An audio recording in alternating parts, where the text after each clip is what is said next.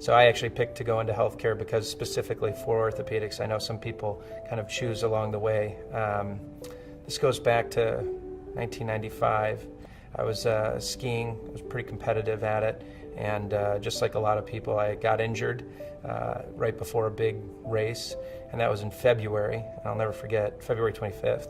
And so I ended up blowing out my knee, and right before the Junior Olympic qualifiers, and so I met a surgeon who's a friend of ours, and he fixed me up and had surgery, and then by June I was back on snow in Oregon, and totally changed my life, and it was a crazy experience, and like so many others who've had injuries and come back from them. And that's what sort of introduced me to medicine early on. And then as I started exploring that, I worked with that surgeon specifically for several weeks, and that's where it all started.